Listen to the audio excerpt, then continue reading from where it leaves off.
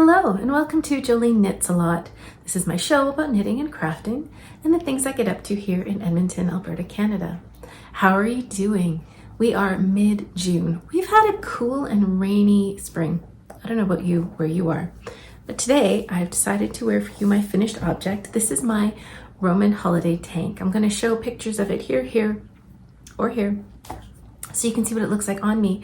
I've just finished it a couple days ago and blocked it, and I'm thinking that I need to, once we're done here, take it up here. This tank top is knit from the bottom up, and so I'm finding that once this is blocked, this section here is just a little bit too long, so I think I'm going to need to adjust that a little bit. Do you do that with your knits, or do you just leave them and suffer the consequences? I really like the color of this tank. I love the little details. There's this pretty little garter stitch section right here, and I don't want it to be something that I don't reach for because the shoulder sections are just a little bit too long. So that I think once we're done here, I'm going to pin it up a little bit, figure out how many rows to take out of the front and the back here. This tank top is exactly the same on the front and the back, so I guess it's completely reversible. I don't know why you'd reverse it. It's exactly the same. But it is a really delightful knit, and I would recommend it if you're looking for a summertime tank top. This is a pattern by Sari Nordland, and she knows what she's doing. The yarn that I used is some, it's a really beautiful silk and linen blend. Mine is from Crux Fibers. Crux Fibers is a dyer out of northern Canada. She's a lovely lady. If you follow her on Instagram, she's always doing interesting things. Right now, she's really into beading, really cool stuff. But she does a lot of work with different fibers, both dyeing and spinning, and she offers fibers and yarn for sale. And she's going to be at Knit City, Calgary, which is happening in a couple of months. If you're in the area, drop by. I'll be there on Saturday. And if you see me, please come and say hi. So yeah, the yarn is great. I think it's a great combination with this tank top. My only issue currently is that it has gotten a little bit long in the blocking. So I think if I did like this on both sides, I think I would, yes, like it a lot more. Thank you for helping me make that decision. I have finished a few things in the last couple of weeks, and I'm working on a few things. And also, I'd like to talk to you a little bit about travel. I know this is a time of year when a lot of people travel, either road trips or maybe trips further afield. And I'd like to talk to you a little bit about traveling, what kind of projects you take, and what kind of things we need to think about. So let's dive in. The first thing I have off my needles was a project, I think that was probably almost done the last time I talked to you. These are some French Connection socks, a pattern by Summer Lee. You all know I love Summer Lee, and oh, it totally matches my tank top today. These are the French Connection socks, and it's a really simple pattern, but I did enjoy knitting them because I love a stripe, and this was really good practice for me to insert stripes into my knitting to work on jogless.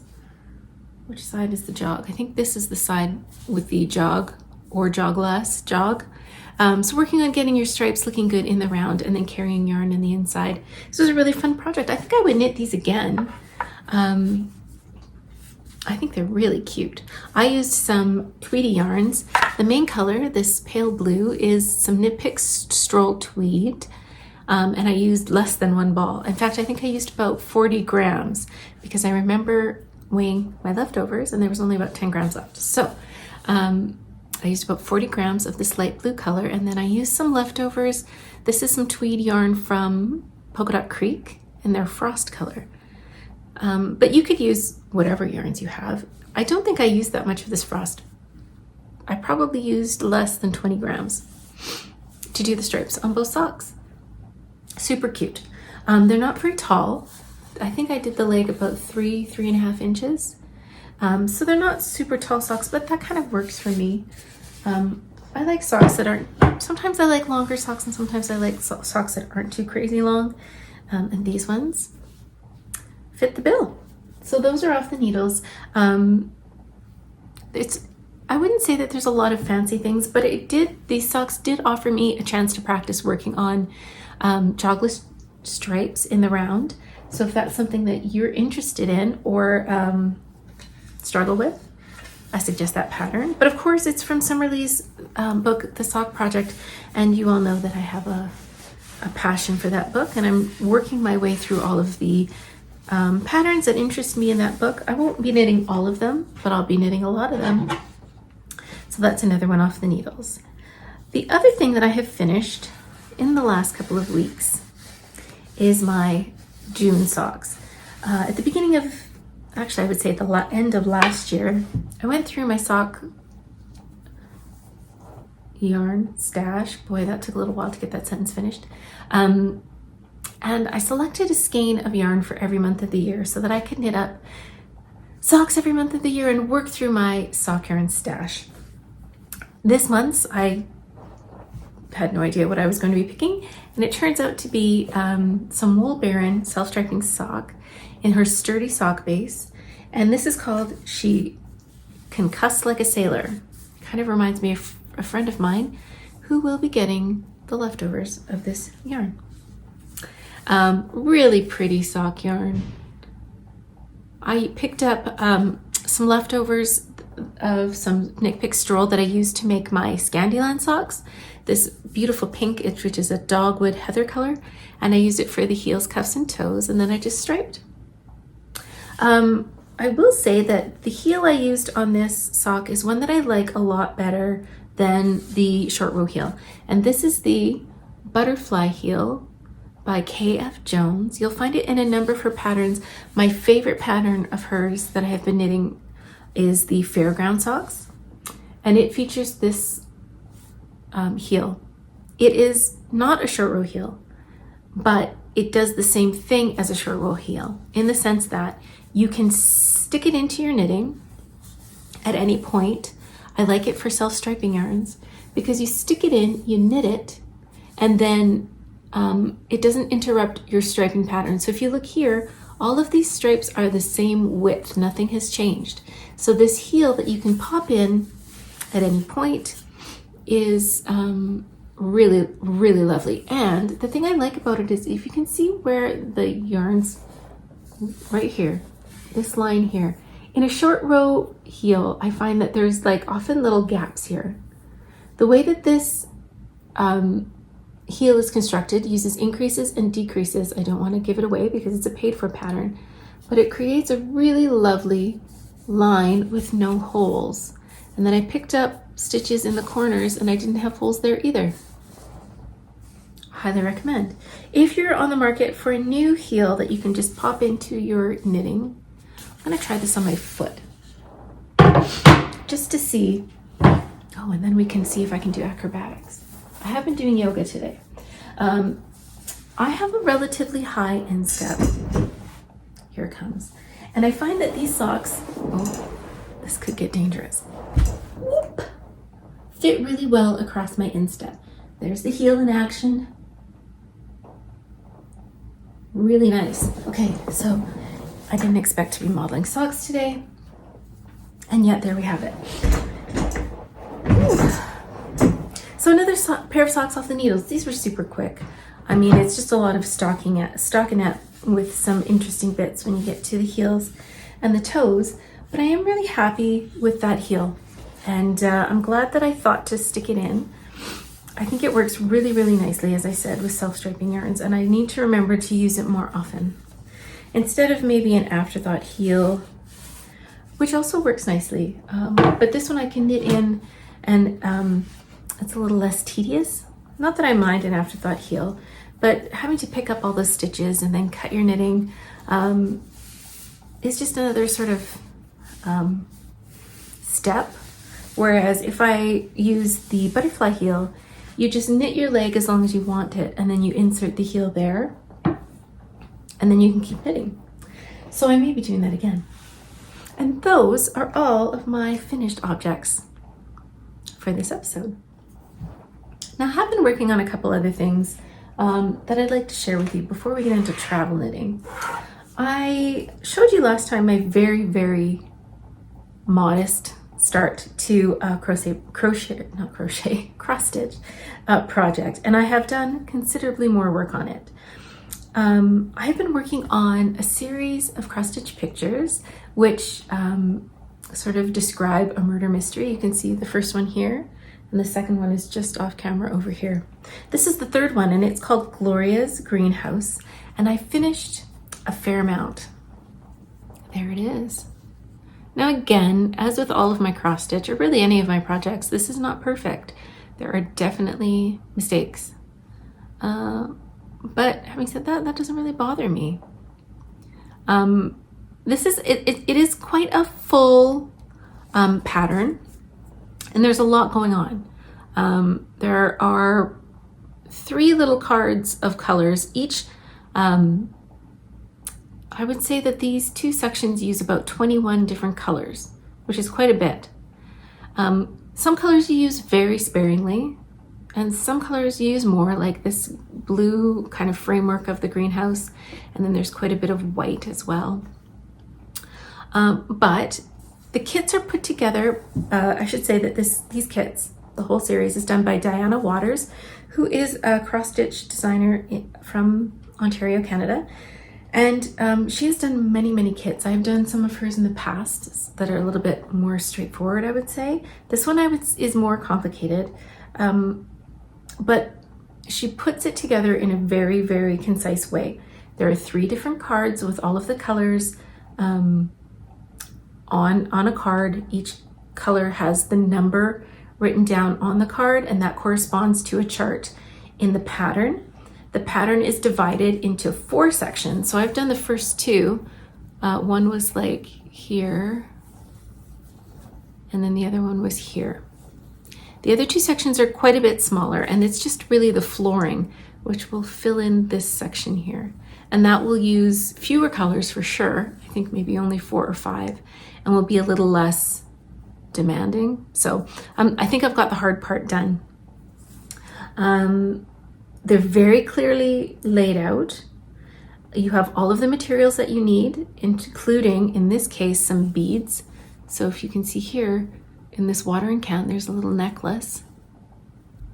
And then on the dog, there's a little beaded collar, which is really sweet. This pattern is mostly cross stitch, I would say, but there are some embroidery stitches. I would say it's mostly just some back stitching. In fact, it is only just back stitching to sort of fill in and create some interest. Some of these plants are just the back stitching. Some of our other patterns had French knots. I'm trying to think if there's any other stitches that I needed to use. I don't think so. I think mostly just French knots or back stitching. And while it was complicated in the sense that there's a lot of colors, it's not difficult. And I did really enjoy it. So as I said, I only have the flooring left to do. And let me tell you what I think that the clue for this cross stitch is. Now each cross stitch tells you a clue to solve the mystery. One is who, what, where, when, and why. There are 5 pictures. The first one I'm pretty sure is time, because there's a rather substantial clock. The second one I think is the murder weapon, because there's a candle lying on its side and 2 other candles which have candle holders. So I think maybe that was the weapon. This one I think is telling us who did it, maybe, because there's a necklace here. And each of the rooms comes with a portrait of the roommate who designed it. So these are rooms in a house. There are 5 roommates. Each roommate designed a room in the house, so they correspond. And each of them is wearing different things. And I'm pretty sure somebody is going to be wearing a necklace that looks like this. Or I'm completely out to lunch. Who can say? Anyway, it's been fun doing it. It's been fun trying to solve the mystery and thinking about how it all comes together. There's really sweet pets in every picture. This one's got a puppy. One of them's got a cat in it, and one of them has a portrait of a cat. So it's just been a lot of fun and creative. And I think once I get them all together, all 5 of them, it'll be a really pretty picture of sort of scene to have on my wall.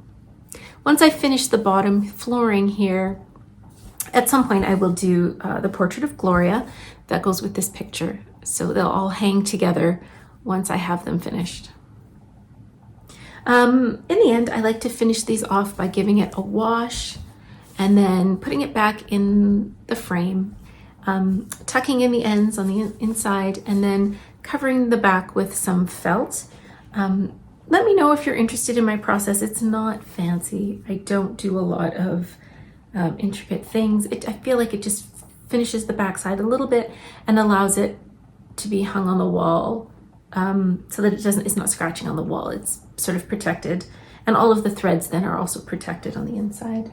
So again, that's Gloria's Greenhouse. It's the third in a series of clues to solve a mystery.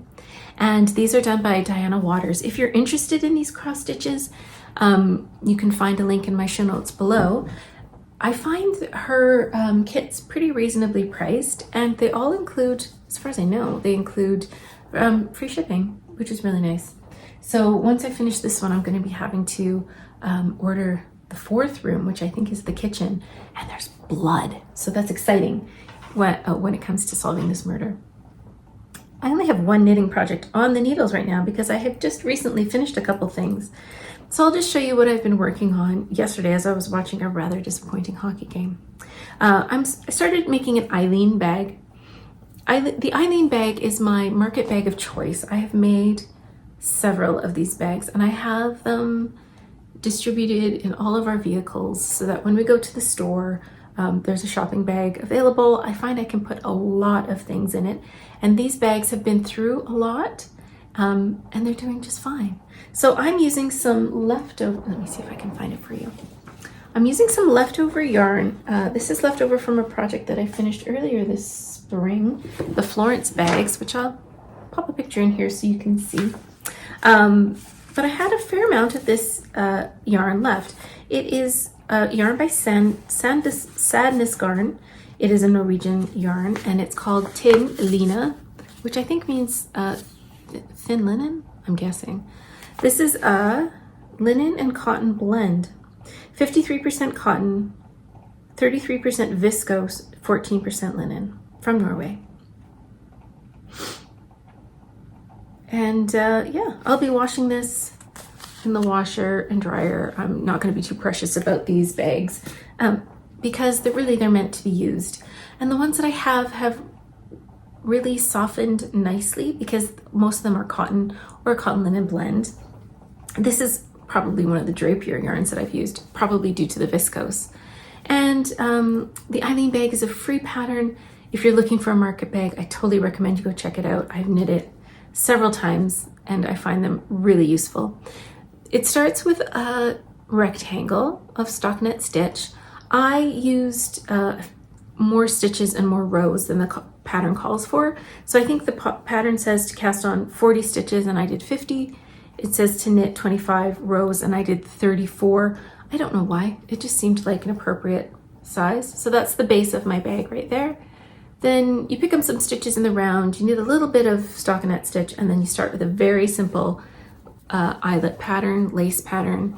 It's just yarn overs and knit two togethers. And so I'm going to be knitting this for a while.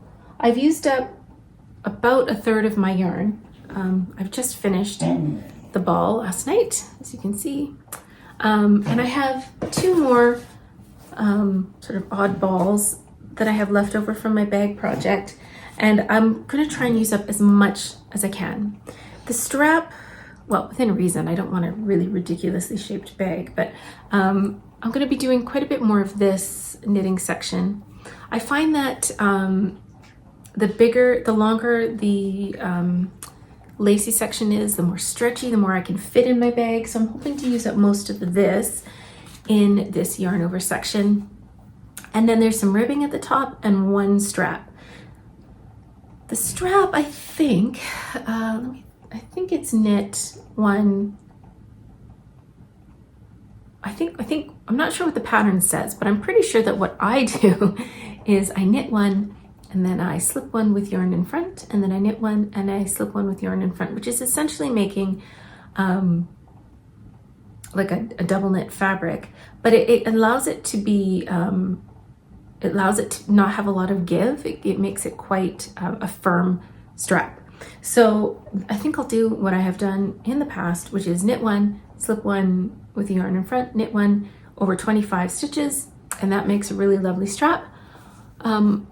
But this is a free pattern, so if you're interested, go check it out. It's very useful, and like I said, I have been adapting it to my own needs, and you can certainly do that too.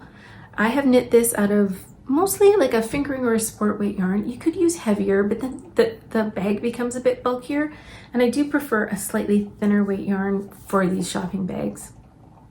So this is the Eileen bag. I will also put a link in the show notes below for this really, really useful bag. And then the last thing I have that isn't even on the needles yet is just some wound up yarn. This is a yarn by Ritual Dyes. It's called Undine, and this is the Jewel Weed colorway.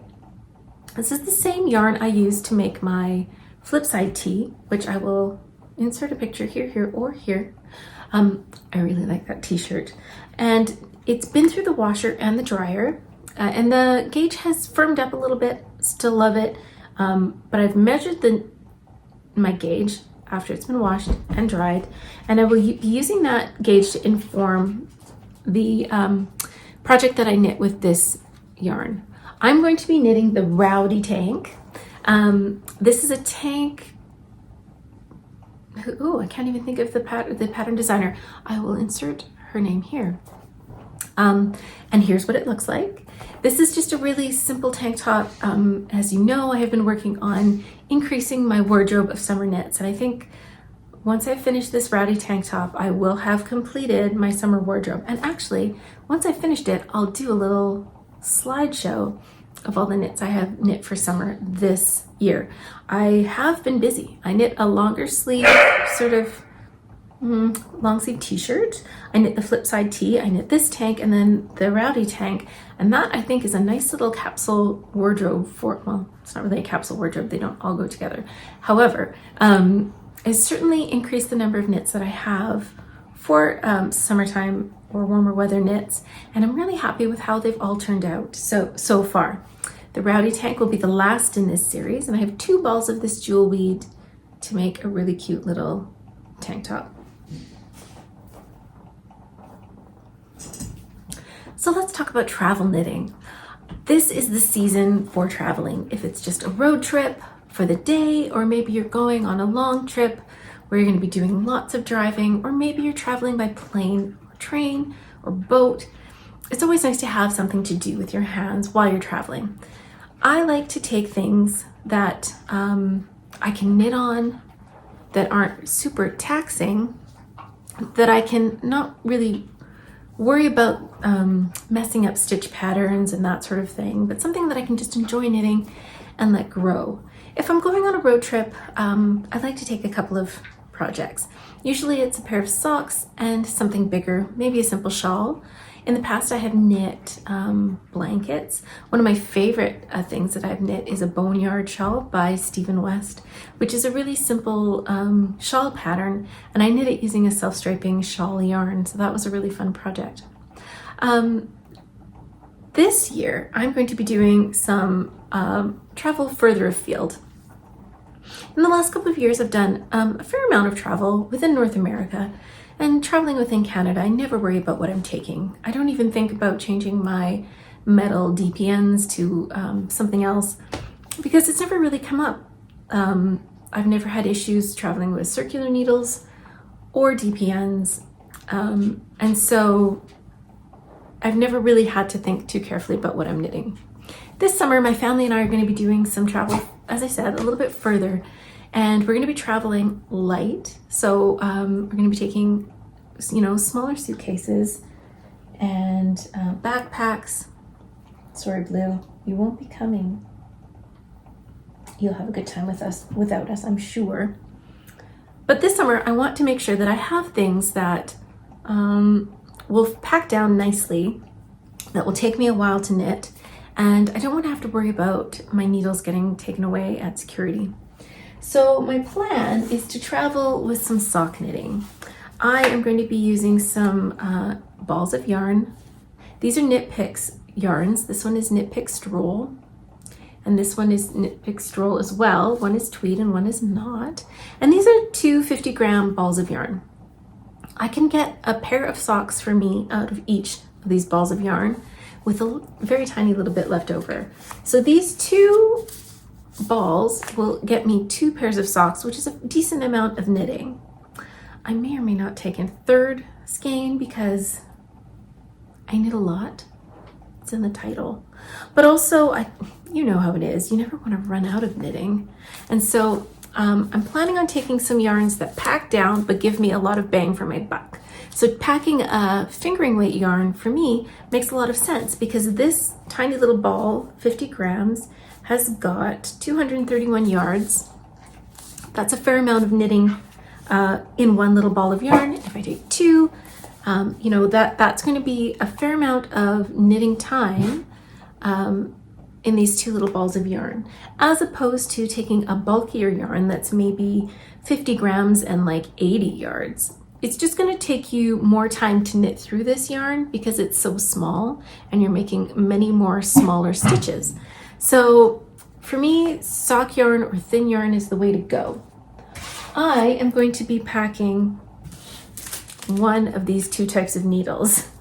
And I have 2 because I'm not exactly sure which ones I'm going to be using. I have these tried and true bamboo needles. These are 2.25, which is the size I usually use for making socks. They're not very big and they're not very scary looking, so I'm hoping that this will not be a problem when it comes to security. But they are a little bit fragile. I'm not sure I'm going to want to knit with these. And their tips are honestly a little bit blunt. My option is to take these wooden needles. These are some Knit Pros. I just picked them up the other day from my local yarn store. These are also a lot of glare. These are also 2.25 millimeter needles. And I think they're a little bit pointier and a little bit firmer because they're a stronger wood as opposed to these bamboos. What do you think? When you're traveling, do you have to worry about this? Is it something that has come up in your travels? I've never actually been approached about my knitting. It's never been a concern when I go through security, but I've heard enough stories to know, that I want to avoid that if possible. I just want to take my knitting. I want to knit on some socks. I want to not cause any problems at security. I want to fly through security and not have any issues. Let me know about your experiences. Have you ever had needles or a project taken away from you at security?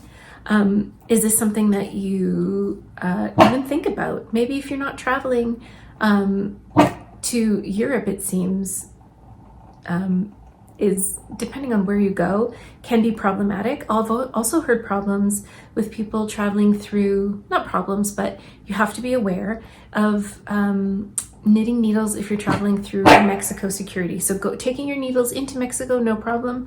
When you're leaving, some people have had issues. So let me know about your experiences, or what do you like to travel with? I have enjoyed knitting shawls and sweaters that I'm working on. The other thing that I think would make a great knitting project for travel this summer is the Musselburgh hat. Everybody and their dog is knitting a Musselburgh hat, but it's so lovely. You can just cast on and knit and knit and knit and knit. So there's a lot of relaxing knitting before you have to worry about decreases. And the increases and the decreases are both pretty straightforward. Hello, friend. So they don't require a lot of thought or concern. What are your travel plans this summer? And will you be taking your knitting? You know that I will be. I have a few weeks yet, before I really need to confirm what I'm taking and do all my packing. So I'd love to hear from you about your travel plans, your travel crafting, and any advice that you might have for me or other viewers about how to best pack for your summer travel knitting. I hope in the next couple of weeks your dog doesn't bug you while you're trying to record a podcast. Yeah, I'm talking to you. I hope you also find time to do the things you like to do. I really, really want to find time in the next few days to watch the last few episodes of Bridgerton. It's a guilty pleasure, don't judge me. I also really want to finish the book I'm reading, and I'd like to get knitting on that tank top. I hope in the next couple of weeks you find time to do the things you like to do, whether that's gardening or knitting or cross stitch or crochet or getting out and enjoying beautiful weather. I know I plan on knitting a lot. Take care, and I will see you soon.